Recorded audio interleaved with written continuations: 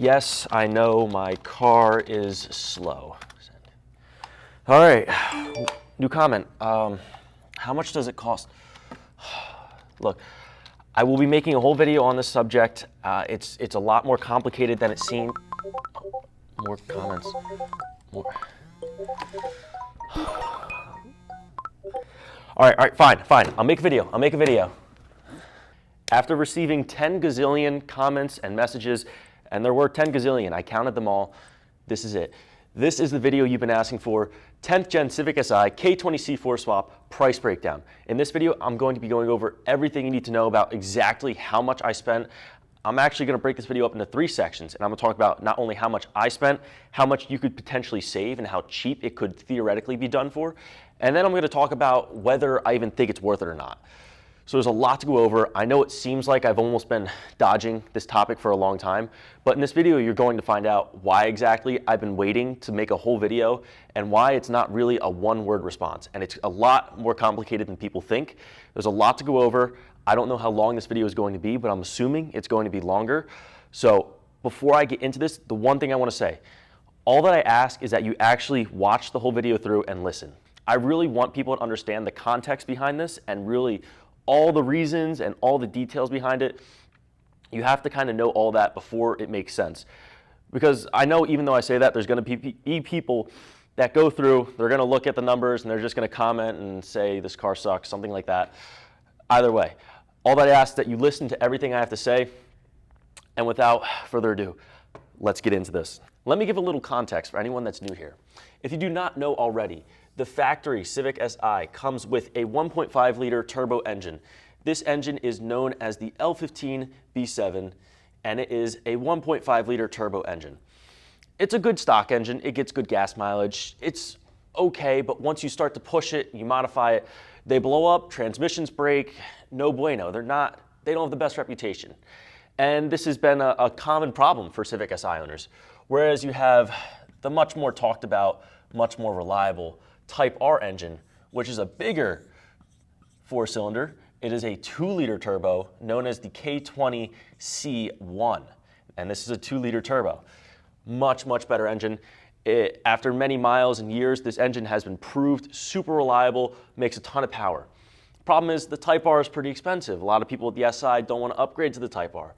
So this is where the K20C4 comes in. This is the engine, sorry for my handwriting, found in the 2018 to 21 or 22, I don't know, something like those years, Accord. And it is about 99% similar to the Type R engine. And the benefit is, it is a fraction of the cost. So the idea is to put this engine into the Civic Si for as cheap as possible. Ideally, you're trying to outweigh the cost of buying a Type R. When I talk about the swap, I think that is what most people envision, is having a bigger, more reliable engine for as cheap as possible. The real main benefit of the Accord engine in the Si is that the wiring is all compatible. So you're able to reuse the Si wiring harness and ECU because all the connections on this engine are the same as this engine. So you're able to use all those connections. Motor mounts line up. I'll talk about a little more of the details later, but it is generally an easy swap on paper. Again, at the end of this video, I'll get more into whether I really think it's worth it or not. We'll talk about it. But for context, this is the principle of the swap. This is what the goal is. Also, for anyone that's new here, I have a whole playlist on what it was like to engine swap my car, and pretty much the entire process is documented on my channel. I'll have the playlist link if you guys want to watch that. But we're not going to talk about that right now. Let's talk money. Let's talk about how much it costs to actually do the swap. Now, you should know, I work with a body shop. I'm able to get parts for wholesale. They're about 30% cheaper than retail, so I save a lot of money there. I also have a lot of connections. I know people where I can get things cheaper. So my cost might not be entirely representative of how much you can actually spend. So just bear that in mind. Now, when I'm talking about the cost, I'm going to go category by category. So I'm going to start with the engine, go engine and accessories, and then we'll move on from there. Let's get straight into it. The engine itself, right, you would think would be the biggest cost. Wrong. So the engine is $1,500. I know it sounds hard to believe. Again, it comes down to I know someone, he's down the street from the shop, happened to have one in stock and there was no core charge, $1,500 for the engine. You can find them for about $2 grand. It's very obtainable. The engines themselves are pretty cheap. Again, that's one of the big appeals, is this engine is quite literally a quarter of the cost of the Type R engine. Also, the Type R engine, if you wanted to swap that in, you'd have to use a standalone ECU. It's much more complicated and expensive. So that's why you use the Accord engine, not the Type R engine. One of the more annoying parts of the swap is that you do need to change the oil pan to a Type R1. And in addition to that, you also need to change the oil pump. My cost, it was about $200 for each. And when I say that, I'm including the baffle, the chain, whatever, all the extra pieces. That's how much all that costs. You have to change that because the Accord oil pan does not line up with the motor mounts for the Civic. So you change that so the motor mounts work, and then also you are changing it because the oil pump's just much better in the Type R. So got those two. VTEC pins. This was an interesting one. One of the big dilemmas with, one of the big dilemmas with this engine is that it has VTEC. It does, technically. It's only on the exhaust cam. The problem is the Civic does not have VTEC, meaning because you're reusing the SI ECU, it doesn't know what VTEC is. You can't control VTEC.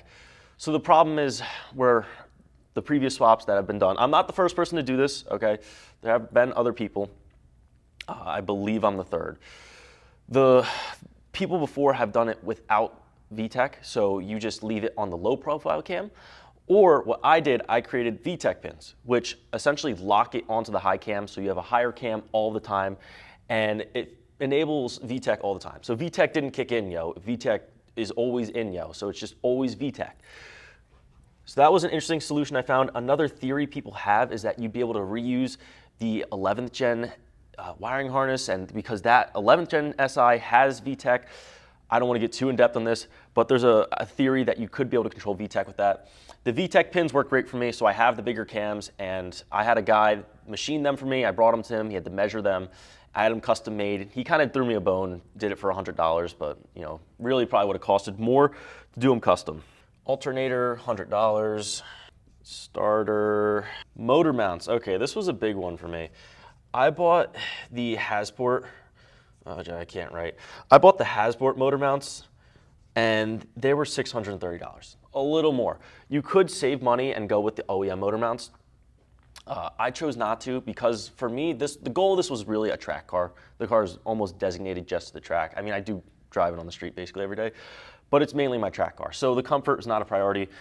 I honestly don't know if I'd recommend them because they are really, really tough on the street. At least go with the softer compound. But this could be a big cost saver. If you want to just go with the OEM mounts, even used, you could save a ton of money. Unfortunately, I couldn't find these used, so I had to buy them new. Again, pretty pricey, but it is what it is.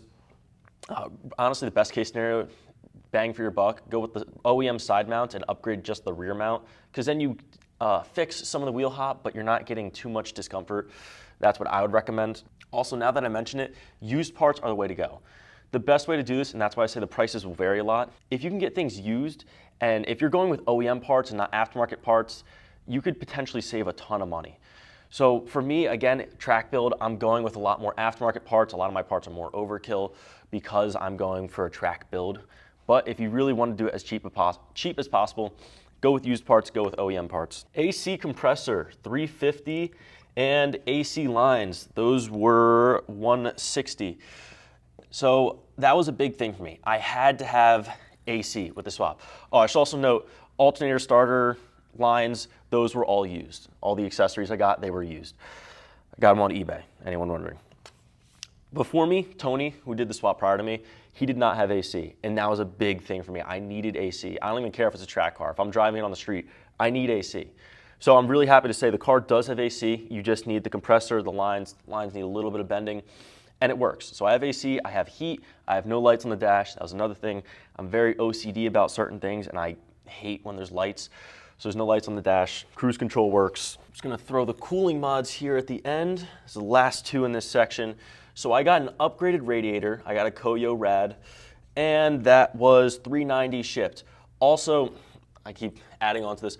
All these numbers are pretty much all shipped. So I'm trying to make it, again, as accurate as possible. So a lot of these numbers are with shipping included.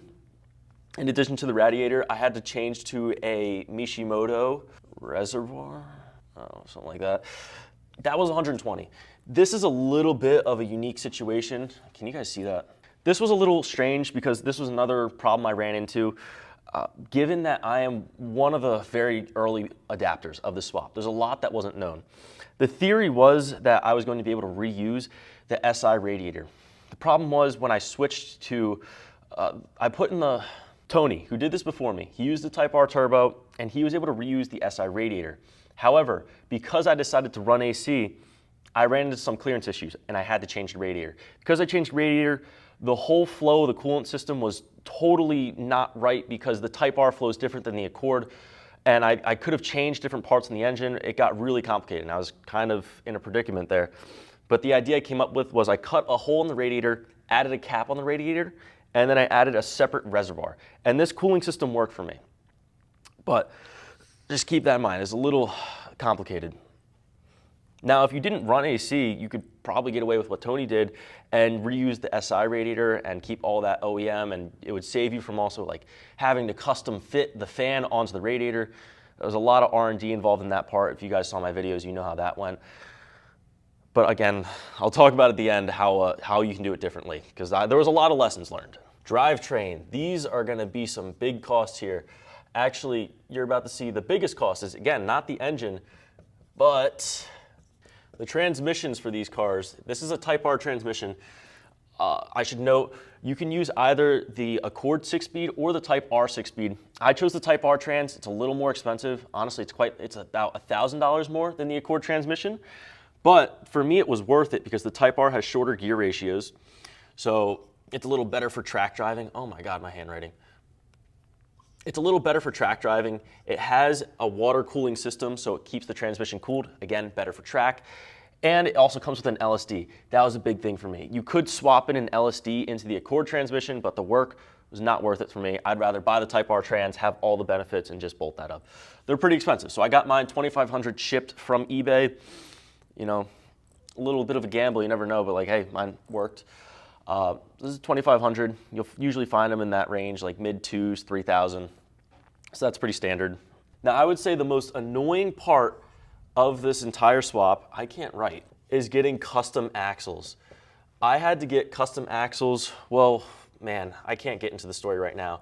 Those of you that know, you know. I essentially got scammed by another company, and that has been hell for me.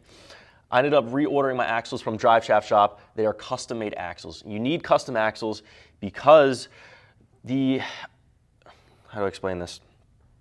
You essentially have a SI hub on the outside, which has different splines than the Type R, and then you have a Type R transmission, and then the length in between needs to be custom. So there's no other axles that'll bolt in. The other option would be swapping all the Type R suspension into the SI, and you could use Type R axles, but at that point, you have to swap over the brakes. You might have to do some body work because it's a little bit wider. The hubs are different. You need new wheels. Way too much work. So custom axles are a big pain, but unfortunately, that is one of the major downsides of the swap. Mine from Drive Shaft Shop, though, have been amazing. Pretty pricey, but again, that's just part of it. You will also need a half shaft, which is like this little intermediate shaft. If you don't know, it connects. It's like a little bit of a spacer. Essentially, it's a shaft, exactly what it says, a shaft basically, that helps connect the axles to the transmission. I got mine used, $75 on eBay. So that is actually all you need for the drivetrain. Let's talk intake and exhaust.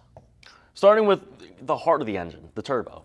I went with a used OEM turbo, an OEM Civic Type R turbo, and I got mine for $550. The reason I went with that turbo is because you can get them really cheap, right? There's a used turbo. They're great turbos. It's enough to max out the fuel system. That's one of the bigger, that's actually what my car is limited by right now. It's the fuel. And I'll talk again about at the end of the video about some of the more capabilities of the engine because it could very easily be pushed further. But this will max out the fuel system. It's really cheap. It's honestly, in my opinion, it's the best for the money. You know, you could go with a bigger turbo, but this is plenty. You need to get a Type R wastegate arm. I got mine from PRL, and that was $50. So for the intake, I used the Type R inlet pipe, and that was, CTR stands for Civic Type R. I'm gonna use that abbreviation a lot. Civic Type R, got the PRL inlet pipe, which is that titanium piece, nice and pretty. And I got that used for $350. Again, always look for used parts. You could save a lot. It's $500 new. Gives you a little more flow. It looks nice. And then for the rest of the intake, I reused parts of the SI intake. So it's kind of like a Frankenstein. I used the SI MAF housing with the filter, but on the Type R inlet pipe and that setup. So that's all for the intake. So for the exhaust system, I have a Blade catless downpipe. It is $275 brand new. They're pretty cheap. That's because it's straight Chinesium, but you can't get any of the good catless downpipes in the US anymore because the government doesn't want people making them. But I mean, my experience has been good with it, even though I know it's cheap, Chinese made, it's been good. And then for the front pipe, I went with PRL. I had to get it new, couldn't find anything used on the market, so it was $400. Rewind for a second, I forgot some parts. I had a whole separate section on here that I needed to throw under drivetrain. So a few other transmission parts. I don't know how I missed this before, I didn't write it on here. The clutch, right? You need a clutch. I went with the Clutchmasters FX400 clutch, which was $570. And then I went with the Clutchmasters flywheel, which is basically like the OEM flywheel, except it's a little lighter, and that was $515. You will also need the Type R shifter cables. It works with the SI shifter, but you need the shifter cables for the Type R transmission. $140 brand new. And then the last part of that was, and then the last part is a slave cylinder. I don't even remember how much I spent on that. I don't want to look it up. I didn't write it down, I don't know. Hey Siri, what is 70% of 140? Okay, that was about $100. And then in addition to that, you needed a certain line. I got a line from Tony. Tony made a custom line for me. It basically connects the SI line to the Type R slave cylinder because it's a different diameter than the SI slave cylinder, different threads. And he made that for me and he sold it to me for, I actually don't remember how much I paid him, so I'm just gonna make up a number here and I'm gonna say 50 bucks. Back to intake and exhaust here. Moving on, we have intercooler. So the intercooler system, I went with the Greddy intercooler kit, which sounds like an odd choice. That was $700. The reason I went with Greddy was because, going back to what I said in the beginning, the theory is that you were able to use, at least in Tony's case, he's able to use the Type R turbo, a Type R intercooler kit, and he's able to route it around the SI OEM radiator. Weird fact is that the SI radiator is actually bigger than the Type R's, so it's a little more difficult with the clearance, but the Greddy kit, you could stretch the pipes a little more, so he was able to get around it. But again, I had to use a Type R compressor, and it kind of ruined that anyway. But this is the kit I went with, and that's the reason why. Now the kit comes with most of the charge pipes, but you need a few extra. So you needed the one that connects to the turbo, and you need the one that goes in the intake manifold, and they're aluminum. I found a guy that was selling all of them for $120. I got a pretty good deal on that. So I got all the other kit parts for the intercooler system. That is actually all of the main cost I've written down. Of course, there's going to be some miscellaneous, so you could have fluids, some hardware. I don't know, I might have missed something, because to be honest, I made a spreadsheet in the beginning, and then after a while, I kind of bought some things that I needed along the way, and then I didn't add them, so I had to come back and then update it. So it's possible I missed something. But to my knowledge, these are all the main components. You could throw in a few extra 100 just to get a better number. I'm not gonna add it up. You guys gotta do it yourself. No, I'm kidding. All right, I'm gonna add it up. Let's get the total. Total cost for how much I spent. This is it. This is the grand reveal, you guys. How much I spent on the swap. I need a calculator. Assuming I added this right, the total I got was $12,465. That's a lot of money. That is a lot of money. Is this more than I wanted to spend? Yes. Did this go over budget? Yes. That is part of it. That's just what happens with these early swaps. So it's absolutely more than I wanted to spend. But I mean, hold on, don't get your panties in a bunch. Let me talk about this a little more. A part that people always neglect and don't acknowledge is that assuming you didn't blow up your engine, you can sell parts. The Civic Si engines alone sell from $3,000 to $4,000, somewhere in that range depending on mileage. Transmissions sell for maybe low twos.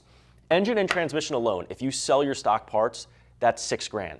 Sell the rest of it, maybe your bolt-ons, you recovered maybe $7,000 to $8,000. If you deduct that, you know, say you subtract 8,000, another zero on there, you just recovered most of the cost right there by selling your parts. And people don't talk about that. I don't know why. I know you could call it cheating. But if you net the difference, that changes everything, right? You know, so it's not as bad when you put it into that perspective. Actually, I forgot a number. $800 for tuning. I just remembered that randomly. You could throw that on there too if you want. So I spent $800 on tuning, but you have the cost of selling parts, which could be massive. Let's talk about what I learned. It can be done cheaper. There's absolutely ways it can be done significantly cheaper. In fact, I think theoretically you could do this if you subtract the cost of selling parts, you could do it for no cost of buying parts at least. We'll talk about valuing labor later. So the value of labor is a total different discussion. But you could do this way better. Don't do what I do. The way I see it, best case scenario. All right, let's assume you can get parts for wholesale. If you want to do this and you know someone that can get parts for wholesale, get wholesale parts. It saves a huge amount of money there. Buy used parts, you buy OEM parts. Let's say, all right, so the clutch, you really don't need a really heavy clutch. Like I went with an 8-puck drive, 8-puck Clutch Masters clutch. Kind of overkill, but some people have their clutch slip a little early with just bolt-ons. Some people with a Type R have their clutch last 400, 500, 600 horsepower. I wanted to play it safe, and again, for track use, I went with upgraded clutch. But a lot of this stuff, you could downgrade a little bit. I think where you could potentially save a lot of money is changing the turbo. The interesting part about the swap is there's a couple routes you can go. The SI turbo and the Type R turbo will both bolt up on the K20C4. That's right. You don't want to use an Accord turbo because they don't do much. But an SI turbo will bolt up on the K20C4. The problem is, the SI turbo is a 1.5 liter. They're usually really tiny. Even the upgraded turbos are still too small for the bigger engine. But there are some big turbos out there. For example, the Garrett turbo kit, and it does bolt up. I know it works because Alex.Built, who was the first guy to ever do the swap, he did it with the SI turbo, and he did it with the Garrett turbo kit, which is a bigger turbo. And the interesting thing about that is that, again, because this is a newer swap and there's not a lot of documentation, I can't confirm all this. But the way I see it is if you use the SI turbo, the intercooler routing is different, which means you could avoid the whole issue of changing the radiator. You wouldn't have to change the radiator. You could reuse the SI radiator. You could reuse the intercooler, so you could use an SI intercooler because you're using SI charge pipes. I don't know if any of the charge pipes would have to be custom. Again, that's part of you'd have to test it. But that could save you a huge cost from having to modify the radiator and do all of that work and potentially reusing parts. So again, best case scenario, let's say you have an SI, good running condition, upgraded big turbo, and you want to do the swap. Well, you could sell all your parts, reuse the turbo you already have, reuse maybe the upgraded intercooler you already have, and then apply all that to the K20C4 engine swap. It's basically just a big Frankenstein of you're using Accord parts, SI parts, Type R parts, and you're mashing it all together. Now, let's get into the dirty. Let's talk about, is it worth it? Do I regret it? Should you do it? And I pride my channel in being brutally honest, and I'm going to tell you guys, I honestly think, that in the short answer, I think in most cases, it's not worth it for most people. Let me explain. I talked about briefly the cost of valuing labor, right? If you were to pay someone else to do this, I have a feeling the amount of time that would go into it, it would then outweigh the cost. I think for your average Joe, right? Let's talk about, all right, let me get a picture going. I've got a whiteboard, let's keep drawing. Let's say you got your average guy. You got Joe Schmo, right? He's got a nice, decent job. He likes cars. He has a Civic Si. He drives it daily. It's a good car to him. He has some mechanical knowledge, not a ton. He might have a wife or a kid or something, I don't know. But he likes his car. He's thinking about doing an engine swap. But to him, it's too much work. The cost isn't worth it. At that point, I should mention, I didn't even talk about these numbers. You are really close to buying a Type R, even with the difference. For him, for Joe here, he's better off just buying a Type R because he doesn't want to go through the work. Now you have someone like me. So let's say you got someone like me, you got a little more mechanical knowledge and you're feeling a little crazy. I don't know. For someone else to want to do the swap, I think some of the main driving factors are you probably want to do it yourself because again, I don't see how it would really be worth it with the amount of hours that go into it. You have to enjoy it. If you enjoy doing it, then the cost of labor isn't a factor because you're enjoying it. Another person that would want to do this is you want the body style. So let's say you want a coupe or a sedan. The Type R only came in a hatch. Now, if you wanted a coupe Type R, essentially, you have to do a swap. because they didn't make a coupe Type R in the last 10th gen. So that's another reason you might want to do it. Someone else that might want to do it also is just really good. They got a great deal. They know the money, they found some prices and a deal they can't turn down essentially. And they're pretty confident, have been crunching some numbers, and they think they can do it significantly cheaper than buying a Type R. And to them, it's something they want to do. Let me tell you why I chose to do this.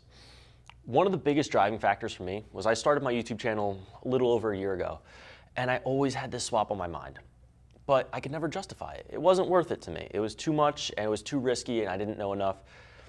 But I knew on YouTube, it's a competitive space. If I want to stand out, I have to do something different. And it gave me a reason to do the swap. I said, hey, I could document the whole thing. Maybe it'll get me somewhere. I'll learn a lot along the way, and let's see where it goes. Along with that, I have access to a body shop. I have access to a lift. I have access to amazing technicians. I have access to other resources. I have all the help I can need. So having this facility, having somewhere to put the car, all the tools, everything like that, it gave me a space. And for a lot of people, they don't have those types of equipment. They don't have everything you need to do a full-on engine swap, whereas I did. And that's another reason. Also for me, I wanted to learn in a sense. I'll give you an example of a story I always bring up is that 4 or 5 years ago, I barely knew how to do an oil change, but I loved cars. I got this car new. It was a one-owner car, and I got it new, and I wanted to get into modifying cars. I liked cars, and I gradually learned just doing intake one after another, and here I am now. I did an engine swap, right? I don't have a ton of experience, but I managed to do it, and it was a huge learning experience for me, given there were a ton of issues. But I got a lot out of it. I learned a lot. I learned a lot of hard lessons from it. But nonetheless, it was a great learning experience for me. And I love the car. It's so much fun now. I like having the aspect of a sleeper. I like that. It seems like an SI. And there's not many SIs out there even making over 300 horsepower. So it's a really cool concept to me. Just to say, hey, I did the work. I could take pride in it.